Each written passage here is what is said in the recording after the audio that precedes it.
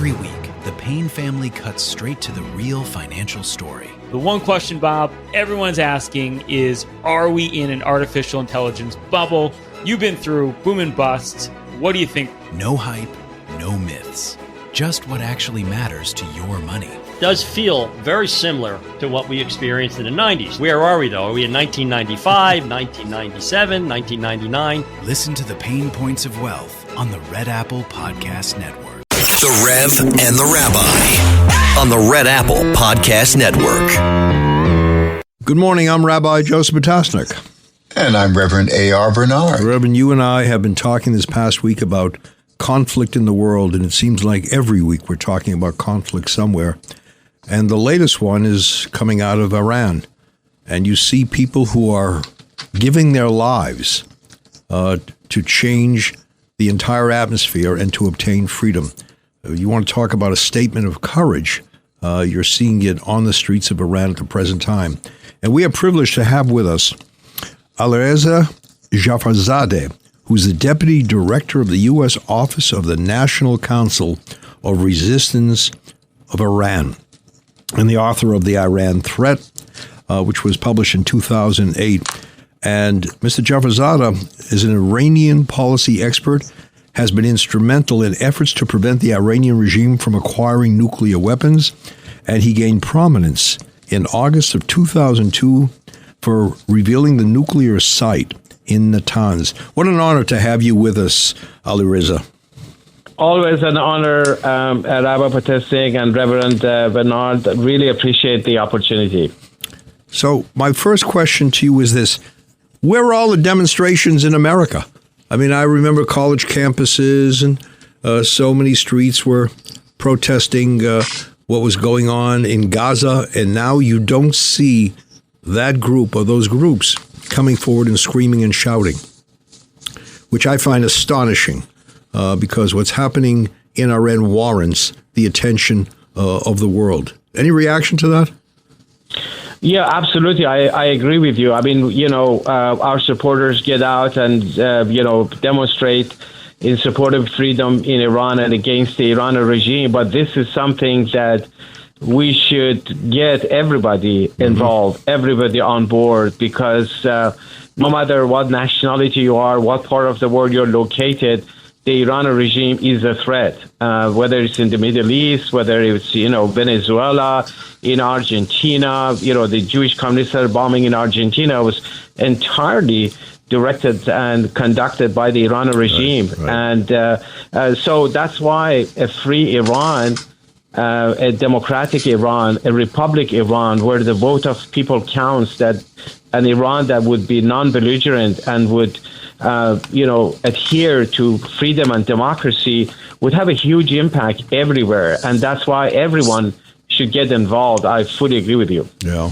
Rev? Alireza, what is the connection between Iran and Venezuela? Oh, I mean, Maduro was the biggest ally of the Supreme Leader Khamenei in the Western Hemisphere.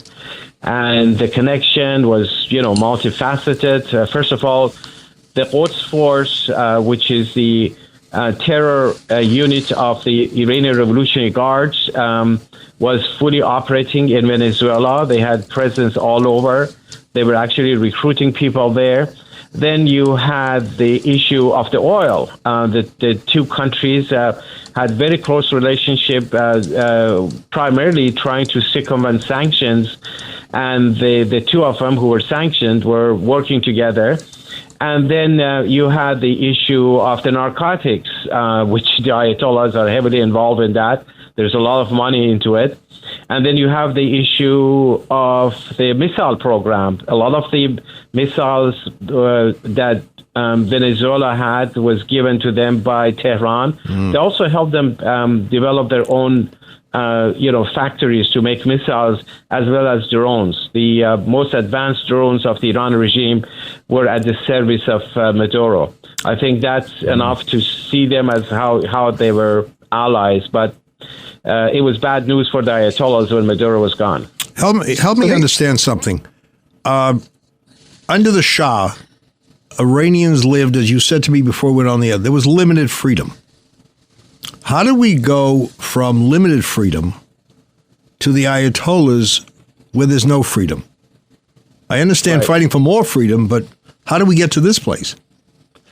Well, actually, the Shah had a secret police known as Savak, which was going after intellectuals. He built the notorious prison known as Evin Prison, which is the main prison for the political prisoners in Iran. He created new forms and methods of torture.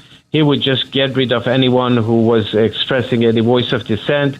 And then a little over 3 years before the fall of the Shah appeared on television, dissolved all of the political parties who were allegiant to him anyways, and declared there's only one party, that's my party. You are either a member of this party or you go to jail or get your passport and leave the country for good. He was so arrogant and reliant heavily on the United States support and, all of that, thinking that, the fact that you have the support of a foreign country, that's enough and you can repress your own people.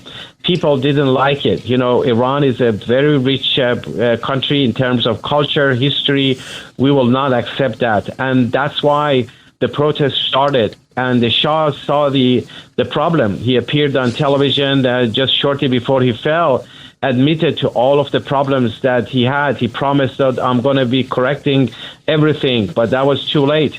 Now, that genuine revolution, which was meant to be in favor of democracy, political pluralism, and end all of the cruelty of the Shah, was stolen by the mullahs who were left intact by the Shah. The Shah left the mosque intact, gave them money because they were praising the Shah. He also wanted them around because he could sell it to the Americans that, I have these Muslims who are anti-communist and I'm fighting communists. Any intellectual in Iran was labeled as communist. So that's why when the revolution took place, the mullahs managed to steal the revolution, but soon they installed even far worse, repression that you had seen under the monarchy of the Shah. And that's why a nationwide resistance was formed against the theocracy. People saying, we don't want theocracy. We don't want the mullahs to tell us, how to think, what to wear, even in personal lives. And that's why this movement has been fighting. 98% of the Iranian population are Muslims. And that's what the mullahs have taken advantage of that, saying, okay, we represent God, we represent the religion. And the intellectuals rejected that. The main opposition to the Ayatollahs, they are democratic, secular Muslims known as the MEK. They waged a big resistance against the mullahs. Many of their members and supporters got killed. Just in the summer of 1988, Khomeini, who was the supreme leader at the time before Khamenei, he issued a religious decree, a fatwa, saying anyone who is in any way associated with the MEK must be killed, because they introduced a different version of interpretation of Islam, which the mullahs were exactly the opposite to it. So as many as 30,000 political prisoners were murdered in summer of 88. A vast majority of them were the MEK. The regime felt, okay, this is over. We killed them all. Well, it didn't happen like that. And now you see in the streets of Iran, all over the country, in the past over 2 weeks, we have seen protests in 220 cities in all 31 provinces. Who are the people who are fighting, who are in the streets? The lead people involved in this are actually those who are either grandchildren, sons and daughters, siblings, brothers and sisters of those the regime thought that they destroyed and they killed many years ago. That's why this resistance against the regime is so deep-rooted. It goes back to decades ago. So no matter what they do, how many people they kill, they cannot kill an idea that is standing up for freedom and for democracy. That's the one thing they can destroy. Rev, can we ask you to hold on? We got to take a break. Yeah, we got to go to a break. But when we come back, this did not begin as a political protest. And I want to talk about how it developed into or took on political dimensions. So stay tuned for more of the Rev the Rabbi right here on Red Apple Radio Networks. We'll be right back. The Rev and the Rabbi on the Red Apple Podcast Network.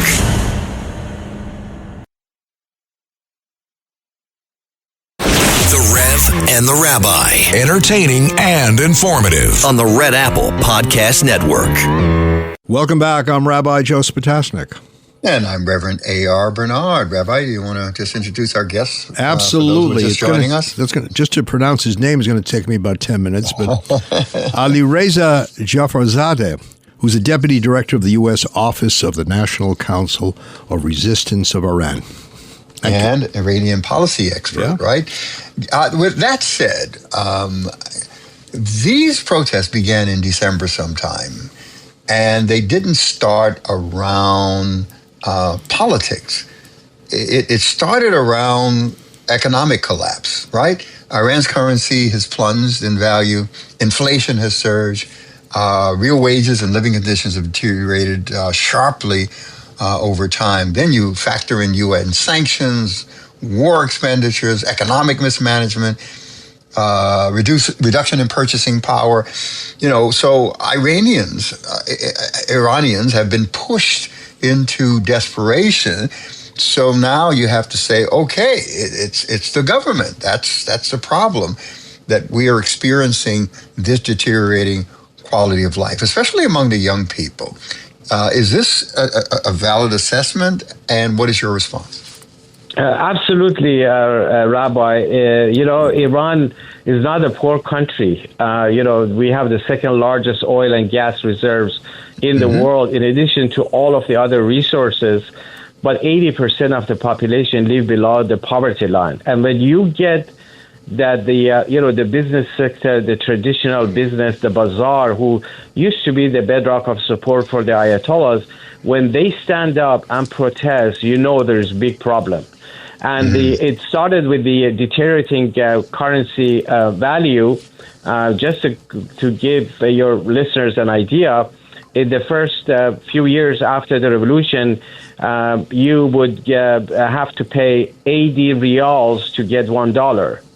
And now you have to pay 1.5 million riyals to get $1. Wow. 80 in compared to 1.5 million. It's just hard to even think about it. And that's the level of hardship that the people are going through. Add to it that, the whole infrastructure of the country is destroyed by the mullahs, water, electricity, food, you name it. And, the money and resources goes to these proxy groups that people are vehemently opposed to it. It goes to the nuclear weapons program of the Iranian regime, which we are so proud to undermine it. We expose all the key nuclear sites from Natanz to Fordo to everything else, because it's not a patriotic and nationalistic program. It's a program that is meant to keep the regime in power. The nuclear program has cost the Iranian nation over $2 trillion. Just think about that number in the case of Iran, $2 trillion. That's more than all the oil revenue that Iran made since the Ayatollahs came to power. That's the kind of toll that is on the Iranian people. That's why the people are just totally fed up. So when that, protests and strikes started by the bazaar, it expanded to other sectors of the society. You got the students involved, and then you had those who have been in the organized resistance, organized opposition, which always they wanted to overthrow the mullahs. They got involved, acting as engine, trying to expand the protests to different cities, to different parts of the country, maintaining the focus of the slogans on death to Khamenei, death to the dictator, and the people were chanting down with the oppressor, be the Shah or the supreme leader, making it very clear to the world that the Iranian people, they want freedom. And they want democracy. And that's why the momentum, gained. And now the regime, the information we have, they massacred and killed as definitely over 3,000 people. I've seen higher numbers, but that's a number we were able to confirm. And then they arrested at least 50,000 people in the first 2.5 weeks of the protest that has continued ever since. Though the regime managed to reduce the volume or the expansion of it, but it has gotten deeper. The hit and run attacks between the people and the young people and the regime has continued. So, given the strength of the protests, do you foresee a possibility that the Iranian regime can fall without American military intervention, or do you need the Americans intervening? Well, one thing I know, Rabbi, that the outside world so far has not been helpful. When you have the Western policy being a policy of appeasement, closing their eyes to the terrorism of the Iran regime, closing their eyes to their weapons of mass destruction, to the killings of Iran, giving the regime legitimacy, that's not helpful for the people of Iran and the organized resistance against the regime. So that needs to end, and thank God we've seen a major shift, especially in the past few months, not just on the part of the United States, but also in Europe. I was so encouraged to see Europe taking the lead in calling for the snapback of UN sanctions on the Iran regime. Now, when it comes to the people of Iran, Iran is a very big country, some 92 million population, much larger than, all the countries in the region. So you need to have a change coming from within. And that's why our movement has always said, our leader is a woman, Mrs. Mariam Rajavi, and she introduced a 10-point platform for the future of Iran, saying that the only criteria for legitimacy is ballot box, and she calls for separation of religion and state, freedom of religion, equality for men and women, free market economy, and non-nuclear republic Iran. And she repeatedly emphasizes that there is really no need for foreign boots on the ground or appropriation of money. All the United States, Europe, and other countries need to do is to recognize the right of the people of Iran to deal with this regime, to confront the revolutionary guards, to end the rule of the clerics. Just don't give the regime the money and resources. Hold them accountable for their crimes against humanity. The rest must be done by the people of Iran. So we're not trying to, trap other countries to come and do the fighting for us. We're just saying respect the right of people to overthrow them and don't help the regime. It's crazy because, the last report I heard, I don't know what you did, Rabbi, but 2,500 people killed. We don't know because the government has shut down the internet, right? So there's no internal communication. So we're getting word from NGOs, we're getting word from organizations that are on the ground or interacting with people on the ground.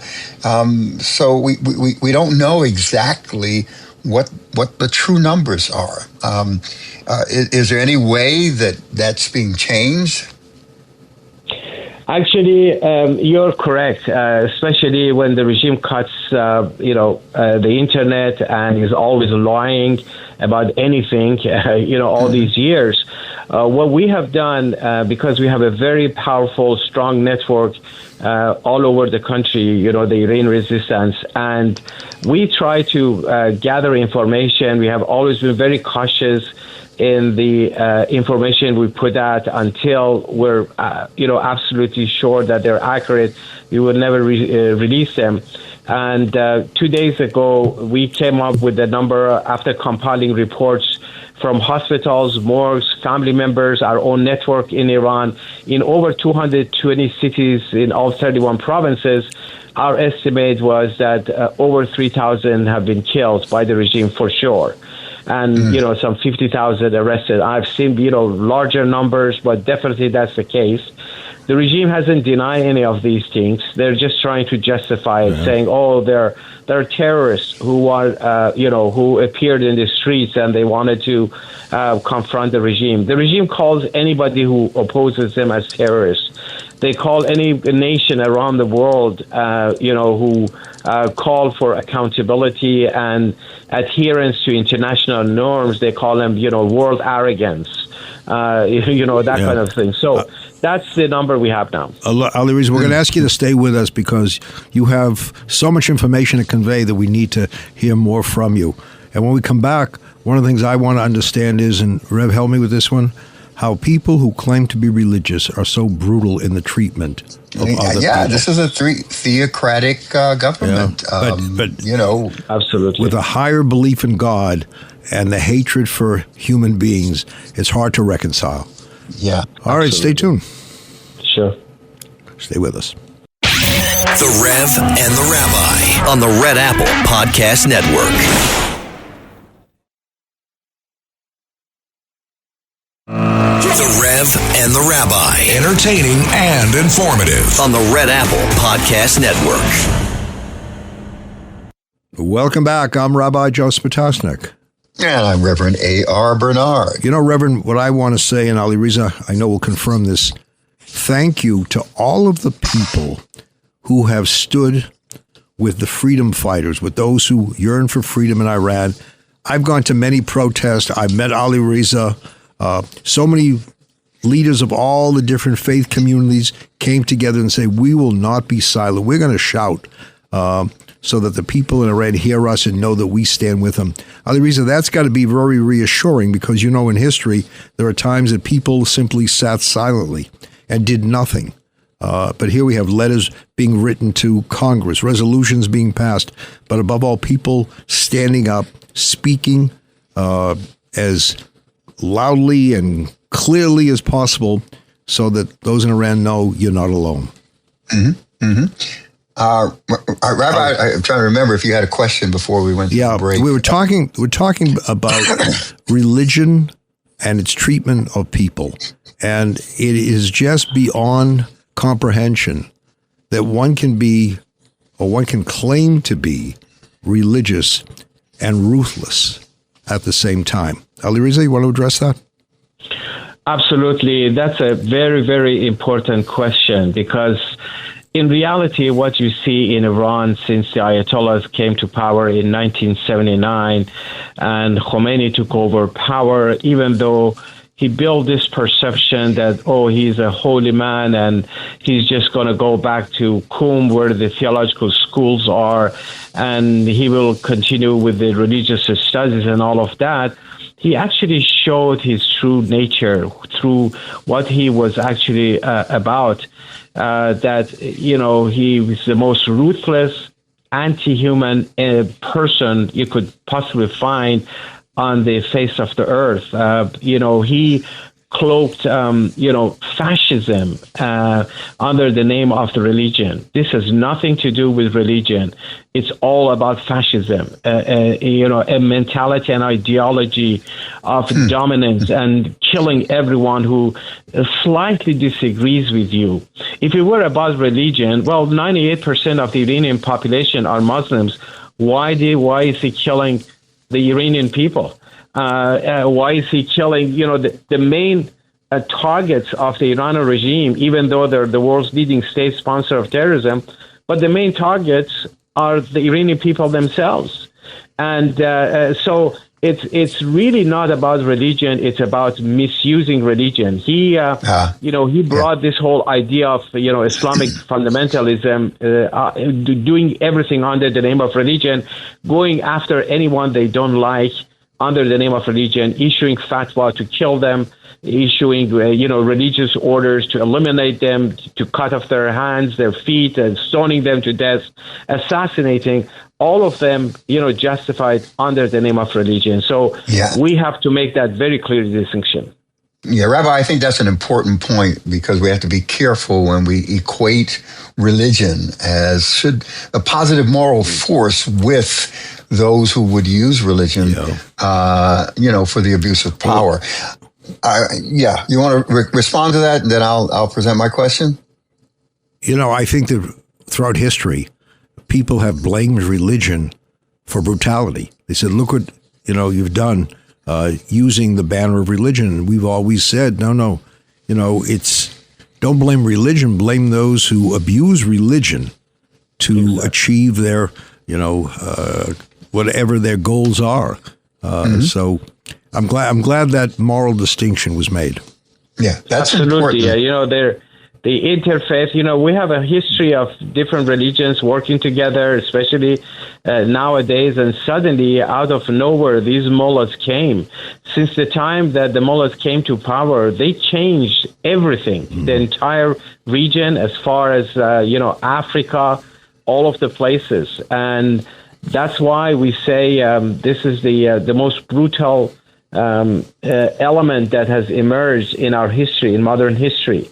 And that's why, when we're talking about regime change in Iran, this is very different than just, replacing one system with the other. We are just taking out the roots of terrorism, the roots of, that hatred, the ideology of hate and destruction. That needs to be destroyed. And the good thing is that those who are in the forefront of fighting the Ayatollahs are Muslims themselves. The MEK, they are Muslims, as a vast majority of the Iranian people, but they're saying this is not our religion. Don't put it on our name. We're going to fight you. We're going to take back our religion, and we're not going to give you any legitimacy. And interestingly, the leader of the movement is a woman, because, under the ideology of Islamic extremists, women are nothing. Yeah, exactly. They're so misogynist. And then on the other side, you can see that women are actually taking the lead. The mullahs say that women can't even think. They can't even judge. There's not a single female judge in the whole country of 92 million in Iran. Not a single. Why? Because based on the regime's law, if you are a woman, you cannot become a judge. And then on the other side, yes, we have women in the leadership fighting them. Yeah, Alireza, people don't realize we tend to be spoiled here in America because we've had stable government, for a couple hundred years. But regime change is a very serious thing, especially when you're talking about authoritarian systems, because authoritarian systems, political dissent is criminalized, media is controlled, civil society is suppressed. It is not easy to respond to that. There's a potential gain of freedom of speech and assembly and political participation and all that. And, women who are brought into positions within society, there's all these great things that can come out of it. But that's not easy. What are the challenges of a regime change in Iran? Well, regime change in Iran is not a luxury. It's not that, it's a good thing to have regime change. It's an absolute necessity that the people of Iran have come to realize that, many, many years ago. When Khomeini came to power in 1979, the main opposition, the MEK, they never collaborated with him. They never joined him in the government. They said, okay, let's just, respect the rights of people. Let us do our own rallies, our own events, our own meetings. And, we say what we say and people will listen and they will choose. But the mullahs said, no, you don't even have the right. So it took about 2 years for the mullahs to totally consolidate power and pushing into, underground and leaving the population with only two choices. You either totally submit to the regime and endorse them everything in all aspects, or you fight them. And, the MEK, the main opposition, they chose to fight, and it wasn't clear what was going to happen to them. They could have been entirely wiped out and totally destroyed. But they said, we rather do that rather than, endorsing a fascist mentality that is not just affecting our people, but the whole region under the name of religion. So they chose to fight, and that's happening. So what I'm saying is that regime change by the people of Iran, even though it's costly, but it's the only way, because look at the cost of the rule of the mullahs. How many terror operations they have done around the world. If how many countries have been affected by them, how many people have been killed, not just in Iran but everywhere else. That's why we say it's a must, but we're not asking others to do the fighting. That's why we're relying on our own population. Yeah. We have a clear platform and all of that. Alireza, and unfortunately, I was just going to say, unfortunately, in these situations, the most vulnerable in the society usually suffer the most. Yeah. It just turns out that way. It's unfortunate. We're coming to the end of the show, Rabbi. No, we have a segment. I hope we have some time. Yeah. Okay. Alireza, I saw a demonstration in Iran. I don't think it was a doctored film. There was the flag of America and the flag of Israel in the demonstration. Am I wrong? Well, it's possible. I don't know which video you're referring to, but I think anything is possible in the country of Iran. The one thing is clear that the Iranian people are not the enemy of anybody. They're not enemy of any countries. The regime took advantage of the full support of the U.S. for the repressive Shah and built this anti-Americanism, and that's how they took over the American embassy and, built all these anti-America slogans and all of that. But that's not the real people of Iran. The people of Iran want to be free. They want democracy and freedom, and they want to live in coexistence with all of their neighbors in the region. They feel the peace is reachable even in the region. The single most destructive element that has not allowed the process of peace in the Middle East has been the Iranian regime.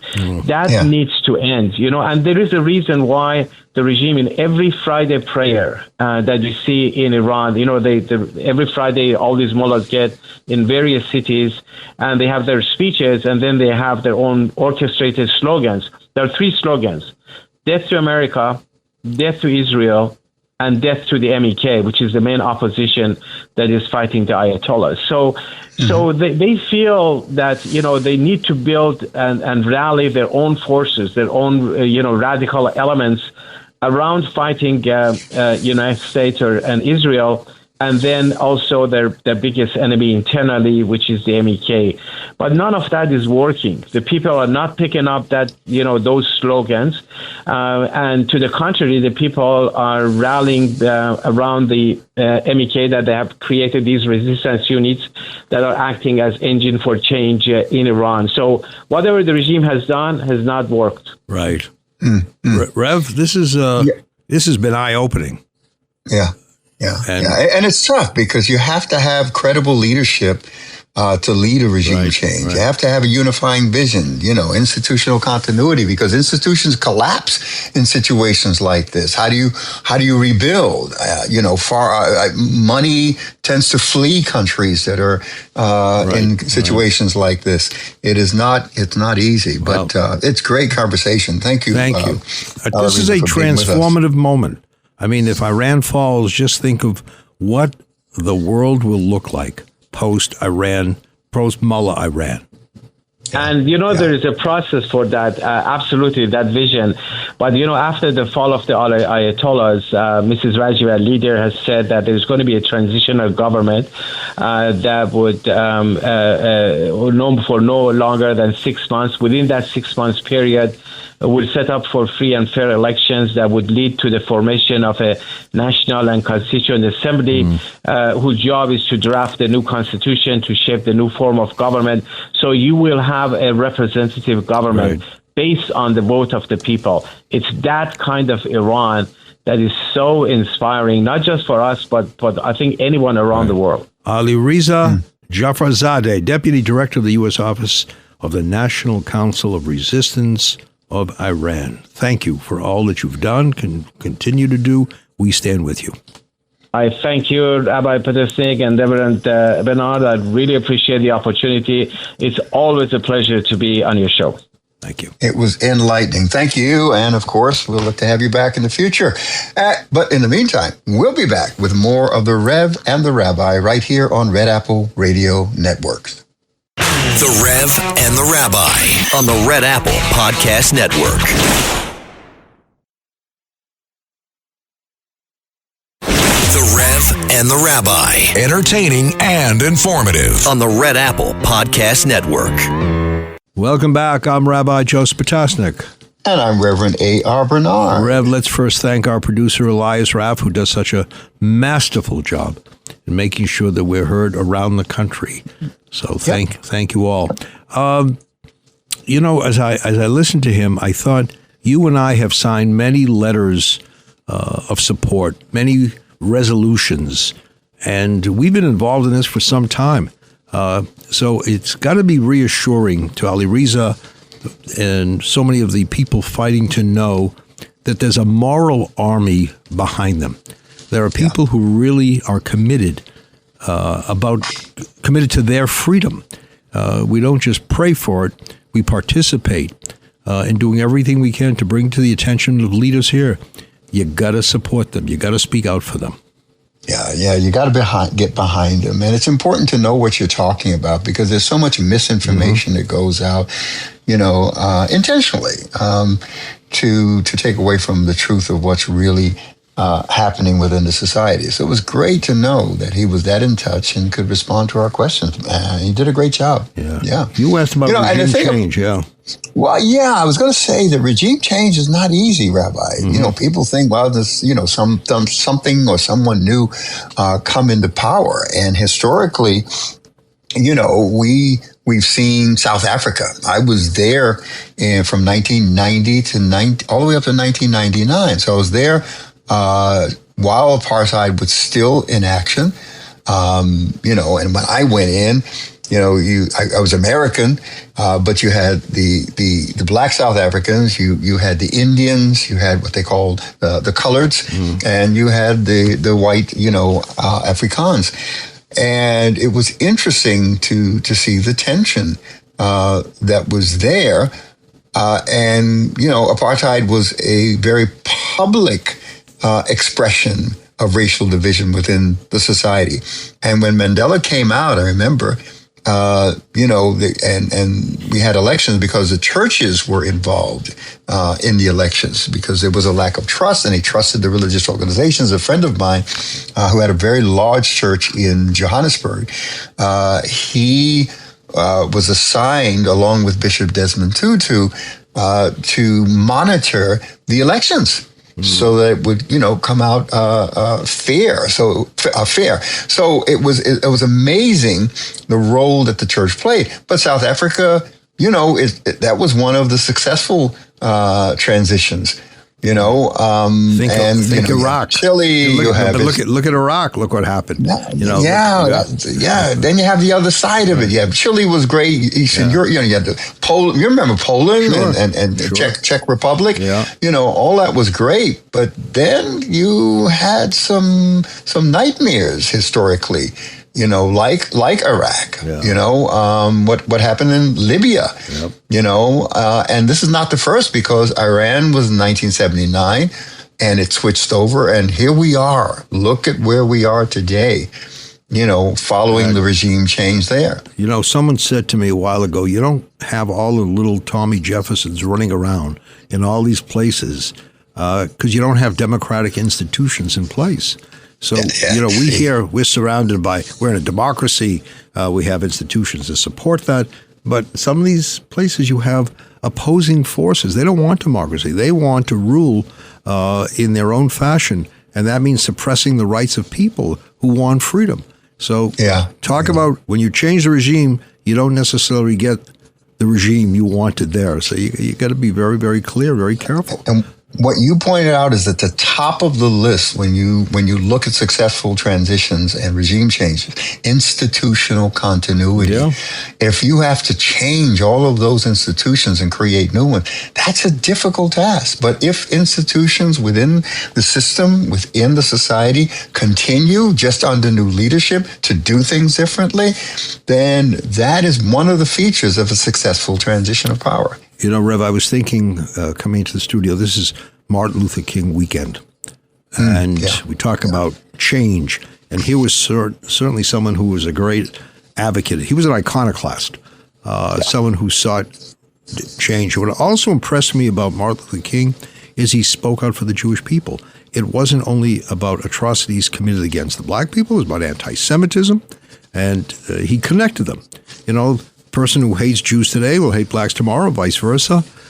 So we need to recognize that. Someone said to me, and it was impactful, he said, know that hatred is a light sleeper. Hatred is a light sleeper.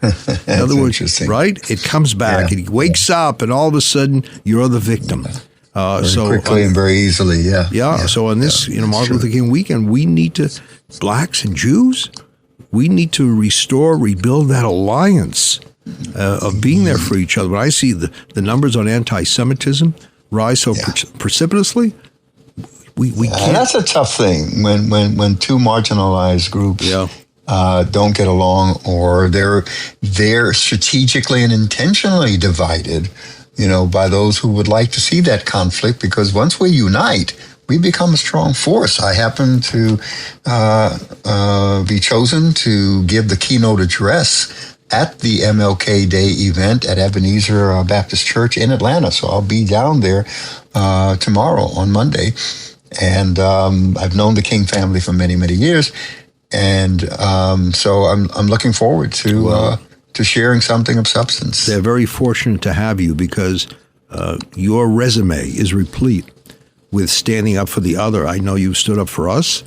We have certainly, the Jewish community has a very proud record in standing against the hatred of African Americans. Everybody can recall Martin Luther King didn't walk alone. Abraham Joshua Heschel marched with him. And that was a very, very powerful optic, a very meaningful display of commitment that freedom means freedom for all of our peoples, and freedom for anyone. You can't just inscribe on a wall, love your neighbor as yourself. That's a very nice statement. It belongs to faith traditions, but they're words unless they're enforced. It's a tough thing in practice. It's something that's not easy. We have to think about levels of maturity, shared values. I mean, there's a lot that go into these things. You and I, during the break, we were talking about legacy as we bring this to a close. Because civil rights movement has a certain legacy. Dr. King has a certain legacy, but we all leave a legacy behind, whether we do it intentionally or not.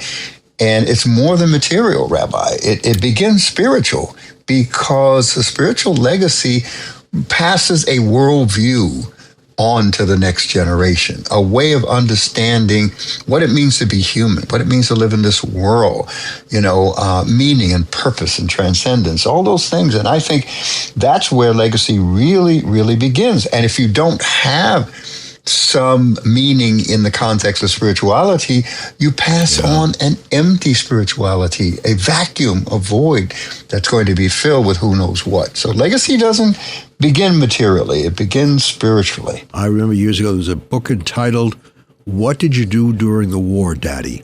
And it was a child questioning a father, that when atrocities were being committed against other people, in this case during the Holocaust, what did you do? And all of us have to think that we're accountable.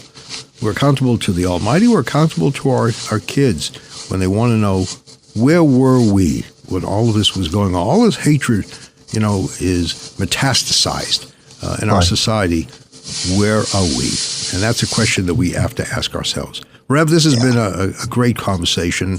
Our guest today was so illuminating as to what's going on the ground. And hopefully we're going to see a new chapter written for Iran, and that new chapter is going to include the rest of the world. It's going to change so many things in so many places. Thank you. We'll see how it goes. And of course, pray for America. We've got our own issues as we celebrate this 250th anniversary of the founding of our nation. So thank you for joining us again for another episode of the Rev the Rabbi right here on Red Apple Radio Networks. Till next time, God bless. Thanks for listening to the Rev and the Rabbi. You can hear the Rev and the Rabbi Sunday mornings at 7. If you like the podcast, share it with your friends and listen anytime at WABCRadio.com and download the WABC Radio app. Hit that subscribe button on all major podcast platforms. Plus, follow WABC on social on Instagram, TikTok, Facebook, and X. See you next time for a new episode so you never have to wonder. What the heck is going on here? Every week, the Payne family cuts straight to the real financial story. The one question, Bob, everyone's asking is, are we in an artificial intelligence bubble? You've been through boom and bust. What do you think? No hype, no myths. Just what actually matters to your money. Does feel very similar to what we experienced in the 90s. Where are we, though? Are we in 1995, 1997, 1999? Listen to the Pain Points of Wealth on the Red Apple Podcast Network. This message is sponsored by Greenlight. With school out, summer is the perfect time to teach our kids real-world money skills they'll use forever. Greenlight is a debit card and the #1 family finance and safety app used by millions of families, helping kids learn how to save, invest, and spend wisely. Parents can send their kids money and track their spending and saving, while kids build money confidence and skills in fun ways. Start your risk-free Greenlight trial today at greenlight.com/Spotify. That's greenlight.com/Spotify.